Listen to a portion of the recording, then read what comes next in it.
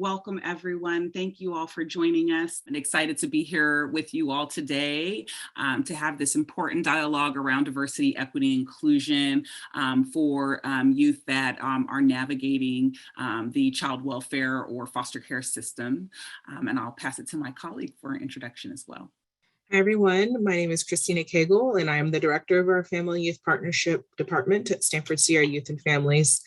This is a subject I think near and dear to our department, as this is the lens we often utilize when having a space in a county meeting or even in meetings in our agency to talk about the importance of supporting our foster youth through the lens of diversity, equity, and inclusion. It's one thing to navigate the circumstances of a crisis. It's another thing to look at it through the lens of being culturally responsive and understanding the traumas that are layered upon a crisis response for our foster youth. So we've got some learning objectives for today that we just want to highlight. And I already shared this morning around, developing common language. So we'll talk through some of those definitions around diversity, equity, and inclusion. We'll explore historical and community trauma. It's really important for us to talk about what has happened in our communities previously that impact levels of engagement into crisis response systems, why maybe maybe folks are leaning away from or there's challenges with engagement. And so it's important to have that acknowledgement as well. We'll talk through some strategies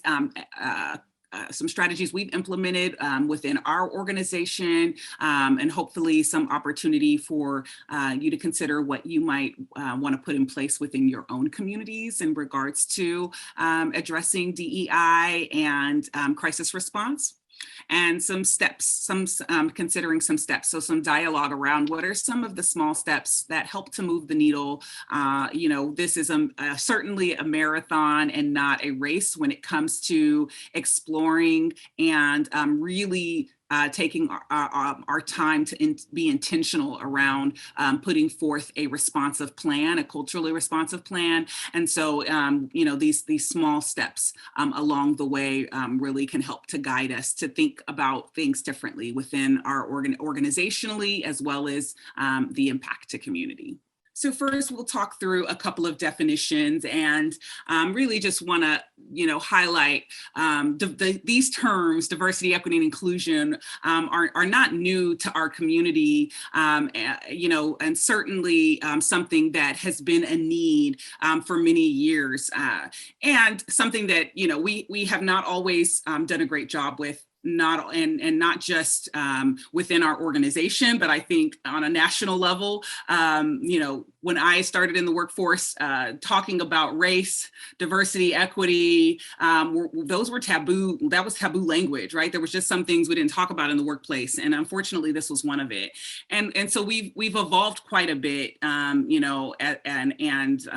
there is a hope that now, as we're looking at DEI, we're not just looking at these components as a checkbox or as something that's in vogue right now, just based on the national landscape, but something that we're really intentionally engaging with and putting into all aspects of the work that we do. So impacts to community, that everything we're doing, we're looking out of through a DEI lens, that it's not just this thing that's over to the side, but really integrated into all the work that we do. And so this definition around diversity just highlights the ways that under which one can be described, their characteristics. So physically, cognitive, race, ethnicity, nationality, socioeconomic status, sexual orientation, and so on and so forth. All the ways that we differ and are unique. And diversity is to be all inclusive and supportive. Obviously, the image to the right that you see is not an example of what we would see in diversity and inclusion, but absolutely, when we're thinking about historical harm and one's engagement into systems of care, particularly crisis response, this, really does highlight some of the landscape that others had to navigate through and what they're up against when it comes to feeling supported, heard, and respected accepted in many environments. And so we recognize there's differences. Equity really looks at acknowledging those differences and that we all have had different experiences and journeys that guide us to where we're at now. And with that, there has been a number of historic inequalities that mean that some folks have had resources, additional resources than others. And equity says that we're going to take a step back and we're going to look at where do we need to pour more resources? When we think about equality, everyone gets everything the same. We're all getting equal things. So me and Christina, we both get the same food allotment every week, right? Even though Christina's family has, 6 members in it and I have 4 members in it. Equity says, oh, wait, let's take a step back. Christina has 6 members. If we're doing equality, she'll get the same food allotment, but she's now going to be at a disadvantage because she has 2 additional family members. And so for equity says, we're going to actually give Christina a larger food allotment than Ebony because of those differences. And so we're not looking at this equal distribution among everyone because we know that everyone is not the same. We're truly honoring diversity and we're taking a look at where those systemic inequalities exist and how to provide more services. So when we're thinking about youth in foster care and those that are impacted by foster care, we know that Black and Brown youth, LGBTQ youth are at higher rates of disparities. Their outcomes are often the poorest. They have the long-term impacts at times can be really challenging. They have higher rates of recidivism, of coming back into the system, and then long-term as well as higher rates of incarceration and their children going back into the system. And so when we're looking at it from that lens and we know that they're experiencing crisis as well, that means that we are working on plans that that work towards higher levels of engagement. We're sitting down with those youth and families that are impacted by these crisis systems and asking and seeing what additional resources we can pour into communities that have the highest level of impact. It's not that we're ignoring one group, but we're saying we need to pour additional resources into the groups that have the least amount of resources and that have not been served well historically. And we know that that's the case for our Black and Brown youth. And what we'd love to get to is seeing here to the left of the screen, this equality where everyone has the same rocks. The second one is the equity, where we see that the shorter person has more rocks there so they can all see over the fence. But justice being that we're breaking down all of those barriers. That's probably a whole nother learning session around justice and really dismantling some of these systems. But we're going to talk about working within the systems as they exist currently with a goal to hopefully see how do we reimagine systems of care? How do we reimagine child welfare systems where we don't have to look at readjusting services because historically and even present day, those youth and families that have those disparities, those are completely eradicated. We can just no longer consider that a challenge or an issue. That would be the goal to hopefully get there to that third.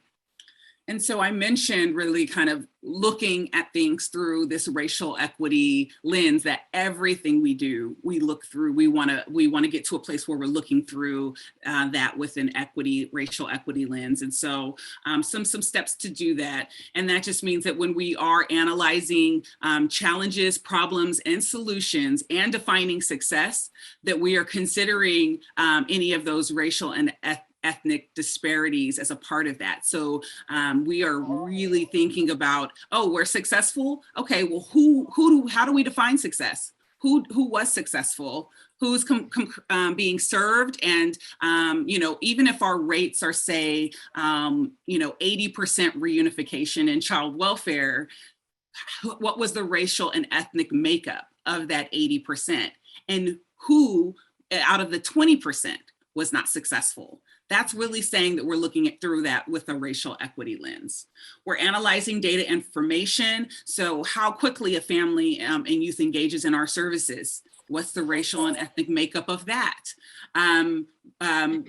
Do we understand and do we have a thorough understanding of the disparities, and not just that they exist, but why do they exist? So are we looking at implicit bias and some of the other areas under why disparities exist, explicit and implicit racism? So we have to be able to look at that as well as those root causes from a structural standpoint. When we're thinking about solutions and exploring strategies, we have to name race explicitly. And this is where this gets at times a bit more challenging, because we oftentimes are uncomfortable of talking about race in the workspace and naming racism as it exists in our foster care systems, when it absolutely does. And so we have to name it explicitly to be able to solve it. I always say name it to tame it. So when we're thinking about a challenge that we're experiencing, we have to name it explicitly to be able to call in the necessary partners and to be able to own how our system has been designed and some of the foundational structures that continue to perpetuate the outcomes that we see. Taking a look at social, economic, and political structures, as well as pointing out intersectionality. And intersectionality was coined by a Black woman in 1989. Her name is Kimberly Crenshaw. And she examined how it wasn't, there's these impacts to our racial identities and how eased or challenged we are in navigating through life, but there's these other intersections as well, such as gender and sexual orientation and class, that also impact one's ability to navigate communities. And so we want to take into consideration those additional layers of someone's identity when we're thinking about solutions and when we're thinking about thinking through challenges. All right, so moving forward, really, we talk about really wanting to talk about that historical harm that's taken place in our communities, particularly in our communities of color, Black, Indigenous, and other people of color. And so it's important to acknowledge and look back to understand what has been your foster youth or touches with any of these chronic stressors, loss, or abuse. Reflect on the many different impacts that our young people and their families have experienced. We know for sure if they're in care, there's been separation. We know that families that are often impacted by child welfare system are experiencing poverty. They're oftentimes identified as below poverty line.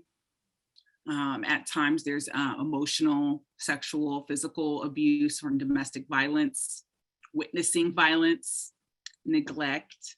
We also at times forget to acknowledge community trauma. So when violent crimes have happened in that community, the impact on that young person and family.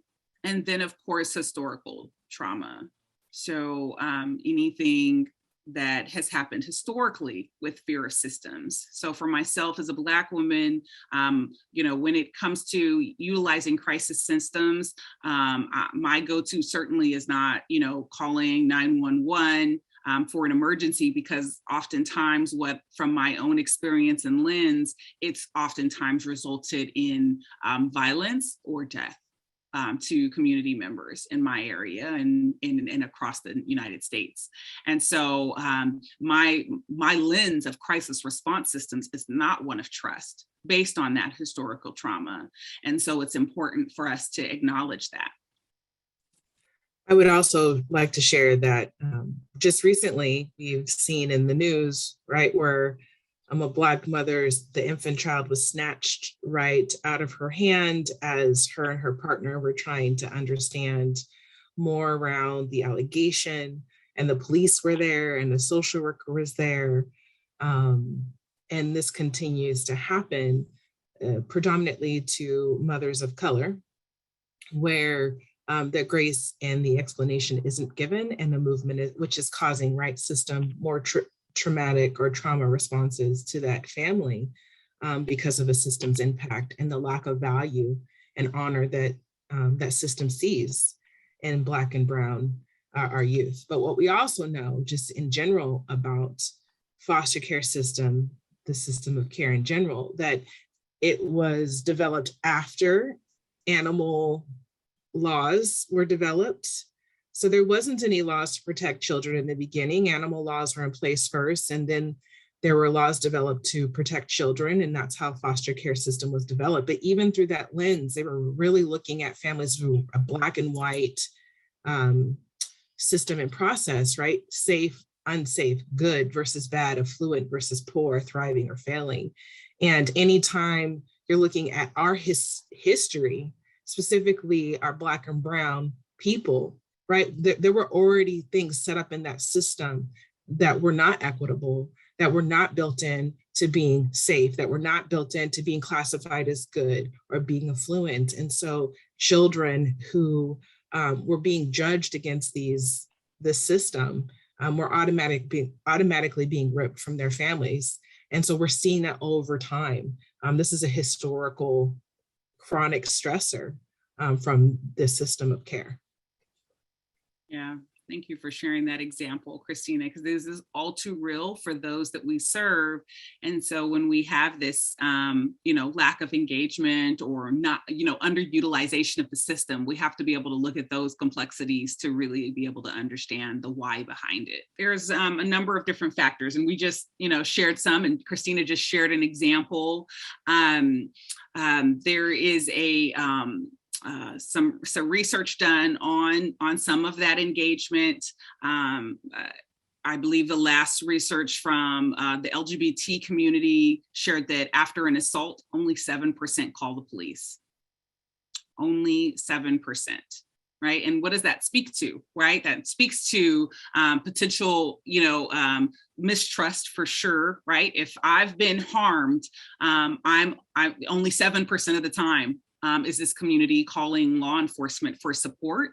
That also, lends itself into our foster care systems as well, in regards to feeling comfortable to speak out about challenges they're experiencing, that they're experiencing, or needs that they have. And so we have to be able to kind of understand that those that have experienced that historical discrimination, that there oftentimes fear, there's social influences and biological and environmental factors as well that all impact that engagement. And we have to kind of look at all of that. We have for our families that are Spanish speaking and undocumented, there are these cards that we have to make sure that when they're navigating our behavioral health services, that they understand it's a safe space, something that they can hand when we had high amounts of ICE into our communities, something that they could use to protect themselves. We made sure that we were in close contact with our community partners that were doing a good work, La Familia, to ensure that our youth and families were protected and that they had a direct pipeline to the right resources. And a part of being responsive is also knowing that we cannot be the hub for all things, that there are promotoras and other community cultural brokers that do really good work. And we should be exploring partnerships with those that have better response, better engagement, so that if there's information that needs to be passed along or shared, that we are in close communication with our community partners and members to ensure that we continue to build that trust. Yes, and Randy, I see you put in the chat trust factors or trust issues based on non-English speakers and cultural barriers, interaction with officials. Absolutely.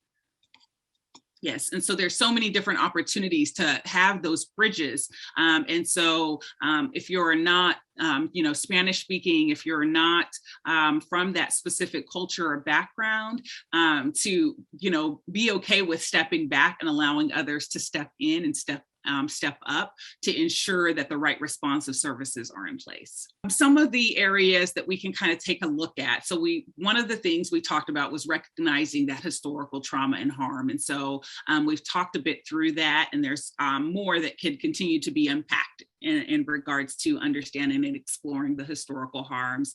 But another part of that is also understanding the community's needs and strengths.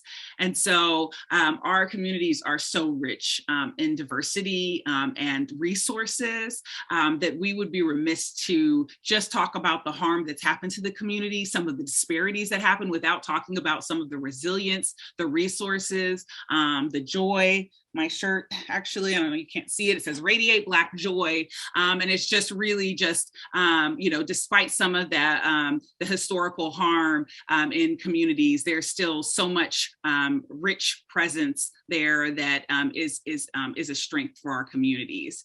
And so areas like looking and exploring the community's economic health, exploring what spiritual institutions are there and how they're supporting community resources, or community resource centers, health centers, the availability of safe and affordable housing, the effectiveness and engagement of learning institutions. One of the things we have now in California is 2 free years of community college. And so how do we make sure that there is more awareness of that and access to those resources that are embedded into our communities of care here in Sacramento? What employment and skill development opportunities are available? How do we know, and how can we create awareness of those and make sure that we're passing it along to those that have the need? Recreational opportunities, health and wellness strengths in the community, and also when we're talking about needs, what is the community's view of crisis response and other emergency response systems? What do they see it as helpful? Do they see it as harmful? Are they in the middle?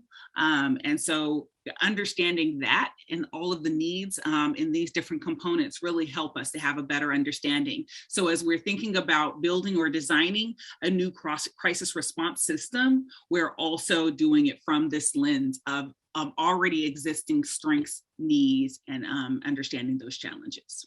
So our call to action for kind of exploring this, and we'll talk about some additional opportunities in just a bit here, but just really making sure after that an assessment is done of those community strengths, understanding historical needs, that as we're developing trainings and building a culture of equity within an organization, that trainings include anti-racism and anti-hate education, that we're prioritizing hiring and retaining culturally diverse crisis responders, or those that are going out, say for emergency response, whether you're with the county, whether you're with a behavioral health organization, whether you're here as a crisis responder, peer support, there is a diversity in who is being hired and retained. And so thinking about who you're serving within your organization, that your workforce is a reflection of the community that you're serving. And so looking at hiring strategies to do that. One of the things we're doing in our organization is working with our human resources department to really take a look at staffing, and to also provide recommendations around how do we increase. So the Black Chamber of Commerce, 100 Black Women and 100 Black Men are local organizations in our Sacramento area, the Rainbow Chamber of Commerce. So really just kind of making sure that we're building partnerships with our communities and directly recruiting from those different organizations as well. Not from them, to take from them, from their existing staff, but to get the word out and to spread the word through trusted communities. We have to be able to acknowledge that response systems have housed biases and prejudices since its inception. So we have to be able to say it, and that's that name it to tame it, that historically, any system, juvenile justice, mental health, behavioral health, child welfare was all built on racist structures. They were all built with prejudices and biases, and they continue to exist currently to present day. If we cannot say that, we are not going to be able to get far in addressing it. So we have to be able to acknowledge that that's a part of our systems, and that we're a part of it and at times contributing to it, so that we can do the deep reflection that we need to be able to change that. That if and when we start to develop and think about designing a better crisis response system for our young people and their families, that those that are impacted by the voices or by the systems, so nothing about us without us philosophy, that they are absolutely included in the exploration, design, and delivery of those systems, or if it's being redesigned, or there's a new strategy you're hoping to try, that all of that is inclusive of foster youth, of families that are impacted by care. And that there's ongoing constructive opportunities to receive feedback from those that you serve. So it's not just exploring implementation delivery, but also there's a constant feedback loop of how is this working? Does this continue to work? What can we change to make sure that the system continues to be what it needs to be? Absolutely. Nothing about us without us. Yes, Monique. Absolutely. So some examples of opportunities here. Identifying how bias, stereotyping, and discrimination have limited the roles and contributions of individuals and groups, and how those limitations have challenged and continue to challenge our society. So we have to look at, why have they not been involved? We know that systems are better when those that are experiencing the system have built it. So we have to identify that bias and stereotyping and discrimination have really limited the roles and contributions of individuals.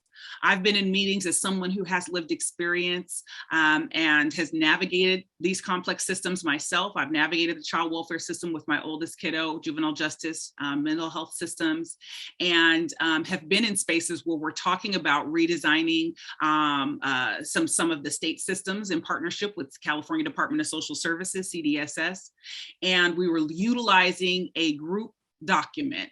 Everyone was contributing to this document. And I said, hey, wouldn't it make sense for it to be in a shared drive or a shared folder, whether that's Google Drive or Microsoft, something where we can all take a look at it. The facilitator of that group, and I'll be clear, it was not a CDSS staff, but they were contracted to facilitate the group, shared in a space with almost 30 members here, all in varying levels of lived experience or not, that they find that those with lived experience have challenges utilizing the Google Drive and shared folders. Right there on the spot, had to name that there was some extreme bias and discrimination happening from that meeting facilitator. They were subsequently dismissed from facilitating that group because of it, but it took those having to speak up like myself and saying, whoa, that's highly offensive, that's highly discriminatory and biased, that you feel that because of my lived experience, I won't be able to contribute in this way by using a shared folder because I'm somehow limited or don't have the capacity to be able to use a Google Drive. And so though that's one small example, but that happened recently in the last 6 months, right? And so if that's happening to myself in partnership with the state and county partners, it is certainly happening when we're talking about families that often don't have their voice, and folks are not asking them to be a part of the at the table and to contribute. And so we have to be able to examine that. We have to encourage those that are a part of the crisis response community to regularly examine. So we cannot just have, oh, one and done, you got your training, we're not talking about it anymore, congratulations, checks the box. But there has to be a regular examination of our assumptions and prejudices, not limited to racism, sexism, and homophobia, because there's so many more different areas. And I spoke a bit about intersectionality to one's identity, so that diversity piece. And so we have to be able to regularly examine, how do we view class? How do we view one's socioeconomic status, right? And those are important pieces to really consider and talk through within your organization to really move the needle and explore. We have to build relationships with our trusted organizations because they're the ones oftentimes that have that direct connection to community and are contributing in many ways to community. And so being able to coordinate and collaborate with trusted community organizations is also an important part of that as well. Some more steps to move the needle. So ensuring that interpreter services, and Randy talked about this, there's certainly a barrier. When we have staff that are speaking through an interpreter, we see a decrease in our outcomes. It is simply not a responsive practice, oftentimes, sometimes necessary, and so we understand that, but not the ideal situation to have families always talking through an interpreter. They should have a responsive staff member that speaks the home language of that family and ensure that we hire and retain to meet those needs. And that staff is compensated, right? Yes. If they are using their primary language to connect with the family, that the staff who are joining that system or that community-based organization are compensated also in a way of being supportive. Like that's a part of it too. 100%. And so there's a couple of things related to compensation. And thank you, Christina, for bringing that up. So let's talk compensation. Let's talk compensation for interpreter. Let's talk compensation for cultural brokers, any translation. So any translation of documents. And let's talk compensation for those that are sharing their feedback with us. So youth and families are giving us their ideas, their thoughts, their constructive feedback to make our systems better. They should be compensated as well. So even if that's through stipends, we don't ask for families' feedback and youth feedback without providing them with a stipend for that feedback. We want to promote consumer education to ensure that there's more access and participation in treatment decisions. So, at times we have in California and in Sacramento, we have, outpatient mental health. So we call that flexible integrated treatment. We have therapeutic behavioral services, which is an adjunct to flexible integrated treatment or wraparound. We have kinship navigation. We have housing navigators. All of these different roles and programs families have access to. But if they don't know that it's there, if they're not aware that it's not available that it's available to them, or they don't even know what it is, how do they access it? So that consumer education is important to diversity, equity, and inclusion. It's ensuring that someone can ask for it, right? Like it's like going to the doctor and you're like, oh, I need, I'm not able to see, and they never tell you, well, I can write you a referral to see an eye doctor, right? You're missing an opportunity to have access and equity to services that you're entitled to. So ensuring that all entitled services and supports, that there is a menu of services that families are aware of, and that we're discussing it openly and transparently with youth and families. As we're looking at access and utilization and quality of services, that we collect data on that so that we can ensure that we're considering changes that we need to make based on that. So if we collect the data, we know, and we can contribute to better outcomes because of it. And then we conduct more research on the sources of those disparities in crisis response and interventions and eliminate them when needed. So here's a few things we're doing in our organization. I don't know if Christina, you want to talk just a bit about some of this. We have cultural brokers identified in our various departments to really make sure that when we're serving our youth and families, that an identified person can be there to be supportive through those lenses. So whether that's LGBTQ, IA, or someone who is of color, we have, our Latinx cultural brokers, we have our African-American or Black cultural brokers, and it's just not there, right? We have different cultural brokers that may not identify as Latinx or LGBTQ or Black. We might have someone that might be from the islands or West Indies, or, I mean, we want to make sure that we are providing cultural connection when we're reviewing cases, when we're talking about being culturally responsive and case consultation, that cultural broker can be there to provide context of how the family culture may be impacted by the change, or how the clinician or the treatment team is responding. We've had some really great conversation and rich conversation and changes in departments when our cultural brokers are present. We also have an affinity group launch that we did, which has been really impactful and powerful for a lot of our employees that are at the organization. It is a safe space created for those that identify, as Black, Latinx, Native American, or Indigenous, right? Like that they can all come together and talk about strategies, barriers, share experiences, really connect peer to peer and talk about, this is what's been difficult this week, or I heard this in the news and it's really hard when I, look at my other counterparts and colleagues. We have a group specifically to discuss and deconstruct white privilege. And for those who go to that group, they're able to talk about what that means for them and how they identify, but also like, how do they be allies? How can they become allies? How can they make sure that anytime they're doing work in the field, that they're also being culture responsive and being aware of who they are and their presence in a room and in space?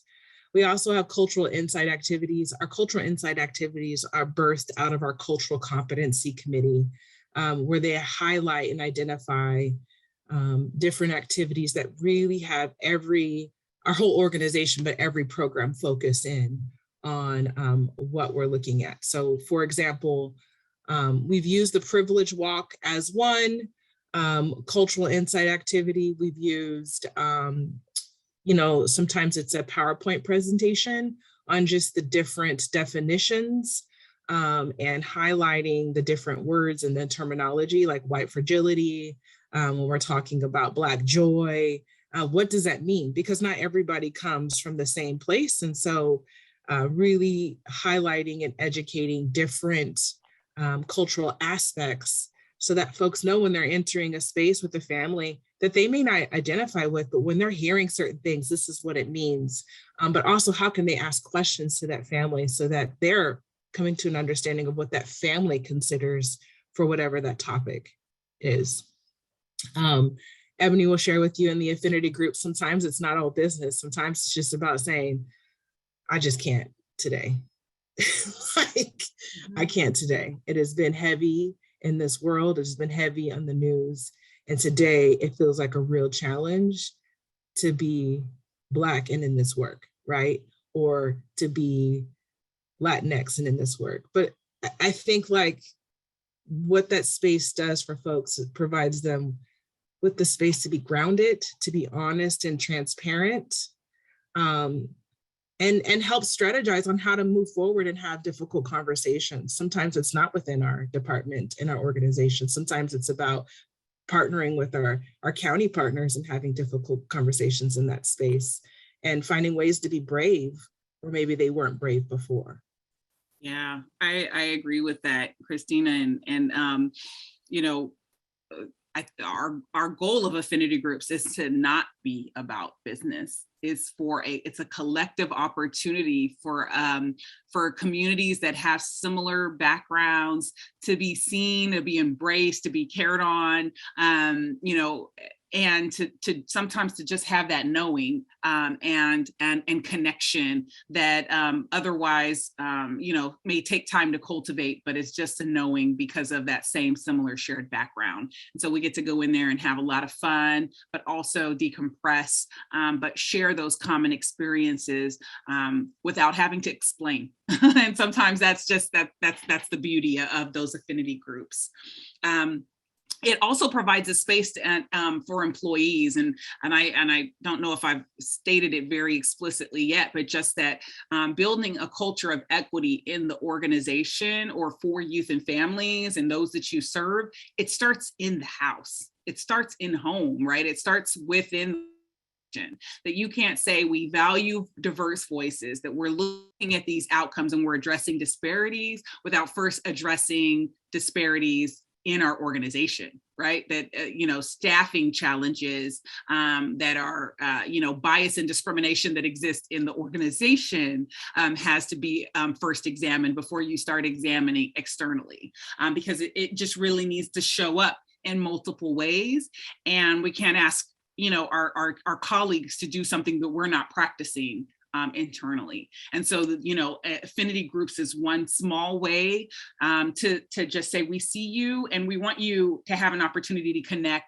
And it doesn't have to be about work. It just has to be about connection, because that's also an important part of work, is being connected to your colleagues, building trust and building relationships with those that you know.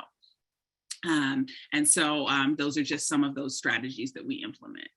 We also have parent and youth panels. Again, our parents and our youth are provided stipends for their participation in sharing constructive feedback with us on areas that we can improve, but also sharing with us things that we're doing really well too. It can be a really positive and affirming space for our team to hear what they're doing well. And sometimes we have to say, okay, that was really nice. Thank you for sharing. We feel really good, but tell us what we can do better. Tell us how we can improve, because we value all the good news, and we also value ways that we can improve so that service delivery is improved as well. And so we hold those quarterly. In addition to that, we have been holding listening sessions. The listening sessions we hold, we also take back to our organization and our teams and share strategies as well of ways we can improve. We enhanced our community partnerships and resources. Our Family Youth Partnership team has an initiative where we're just doing outreach to community organizations and finding ways to strengthen our relationships with them. And so I believe that just recently the Boys and Girls Club was one, and in El Dorado County, they agreed to provide additional respite for our child welfare families. And in return, we're providing training on being trauma informed. So we're providing trauma informed practices and skills to their staff, because we know that whether they are asking for those types of families or not, that it's natural that families that are impacted by child welfare systems will show up at the Boys and Girls Club. And so we're a better community if we're training and making sure that they're more trauma informed so that they can support those youth and their needs when those come up. And then our families are better when they have additional resources like respite to take care of themselves and have a break when they need to. Another cool community partnership we have is with 3 Strands. So 3 Strands is an organization around Sacramento that works specifically with those who've been exploited commercially. And so our CSEC program has partnered with them. They're going to do some job training for our youth that we work with that may be considered as transitional age youth that we also know may be impacted by foster care. And we are going to be providing support groups for those youth that identify as being exploited or at risk of being exploited. So those are some other community partnerships we're trying to make sure we have a full continuum of support. And then our shared leadership, as well as our parents that are in partnership with us, that are either currently receiving services or are past consumers of services, and are again meeting with us monthly, reviewing policies, procedures. They just recently reviewed our supervised visitation plans and updates. And so as many opportunities that we can to have their voice. They're also a part of our accreditation process. So we're currently in this year getting reaccredited. And so they're a part of our reaccreditation process, but just any opportunities to have that parent voice as a part of our systems, we want that. We also have our RISO, which is not mentioned here as well. That's Resilient Youth Speak Out. We also have our LIT, which is Leaders in Training, also not listed. And so again, those are youth groups where they are trained in leadership and skill development. They have done things like train our new foster foster social workers with the county, like graduating cohorts as they're going and entering the workforce. They're sharing their experiences of what they'd like to see from a social worker or what they would have liked to have seen if they're former foster youth. And so those are just really, unique but very important ways to have youth voice heard in that response model, and ensure that as new employees are onboarding, that they're also receiving training and hearing from youth impacted as well. Some additional steps that move the needle here. So if you haven't already, now's the time to start beginning a conversation around diversity, equity, and inclusion. Understanding your state's, the state of your community's racial equity. So what have you done that exploration? And we talked about some of those steps. If you can, develop a DEI strategic plan. Think about the history, the strengths, the needs, and then what activities you can put in place to advance DEI in your organization, whether that's training, whether that's affinity groups, whether that's cultural brokers, lots of different resources and opportunities, strategies shared. And so it's possible that you may want to implement that or come up with your own, or of course, listen to the voices of the community and ask for their strategies that will help guide and strengthen your DEI strategic plan. We know that, this work doesn't happen without resources. And so if at all possible, to add additional resources, and something we did is went back to the county and we shared, here is our commitment to diversity, equity, and inclusion. And they provided us additional funding to do that. We sought a grant for being able to stipend cultural brokers through ACEs Aware and the school districts. And so there is funding that is there. And so it's about, kind of seeking what stewardship might be available to promote and support this ongoing efforts. And then once that's there in place, to be able to move towards implementation. And then it's a kind of a loop, right? If you've been in past sessions with us, we've talked about that Plan, Do, Study, Act. The same can be applied under the evaluation and communicating your impact. So how's it working? Study it, do it, and then kind of find that feedback loop of that Plan, Do, Study, Act to evaluate and communicate your impact. And I just want to say thank you so much to Ebony and Christina at Stanford Sierra Youth and Families. I personally continue just to learn a lot every time y'all host a session, and I'm so appreciative of your time. So thank you for your phenomenal facilitation, for the fantastic work that you do in community and everything that you share out.